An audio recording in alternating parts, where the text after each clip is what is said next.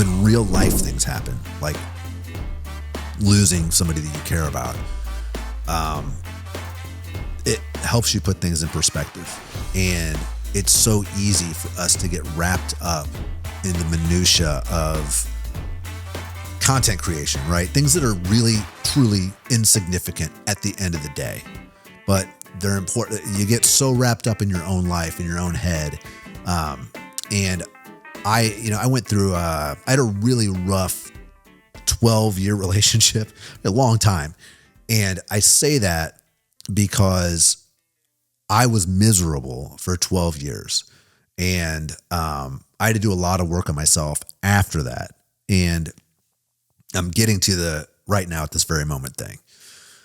So from the time I was 25 until the time I was 23 till the time I was 35, I was basically, I don't know how to say it. I lost all the confidence in myself. I lost all my confidence. All my self-confidence was gone. And I'd been a very, confident kid, growing up or whatever. But I basically had to start over at 35 and I had to do a lot of work, and I had to figure out why I allowed someone to manipulate me in that way. And I say that, I know people, what's that have to do with business? Well, it has a lot to do, in my opinion. I believe that if you're not happy at home, or if you are at home with someone who is actively working to undermine your happiness, I believe you owe it to yourself to remove yourself from that situation.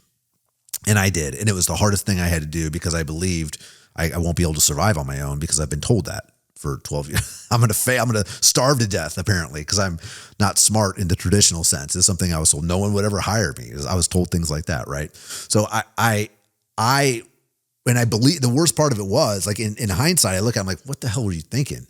But I believed it.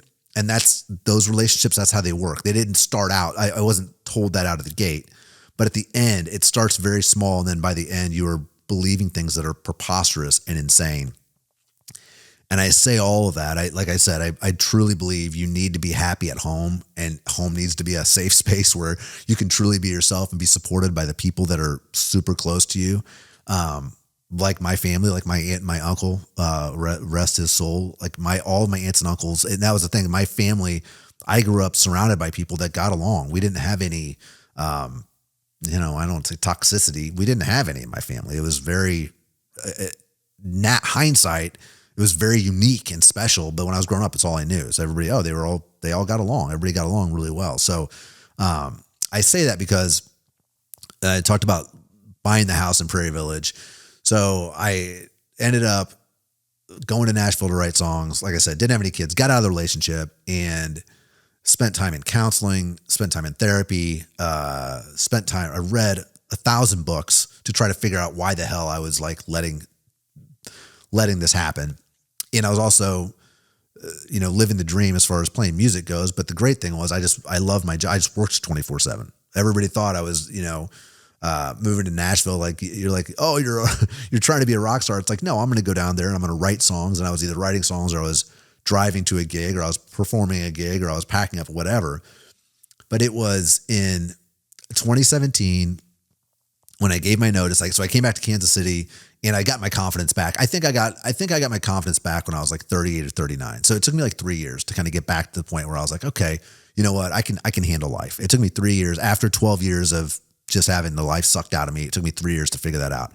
So I get back to Kansas City, and I had in a previous life, I'd had a golden retriever, and I had a golden retriever and a Bernese Mountain Dog. And I'd always loved both of those breeds, but especially the golden. And when I was selling radio, a friend of mine that I worked with, I said, okay, I am going to get a little rental house, and I want to get a puppy. And a girl that I worked with, sister, was working with somebody who had a litter of golden retriever puppies.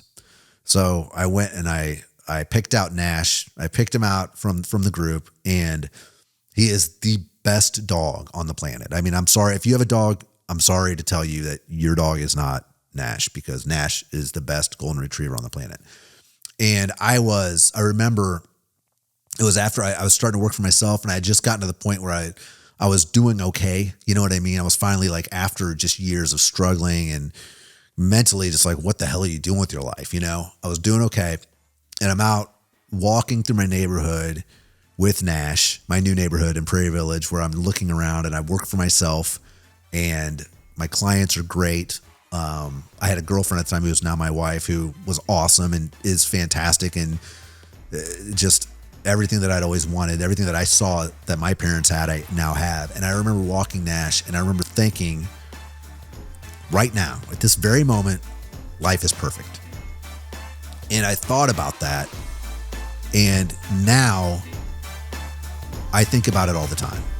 And I practice gratitude on a daily basis.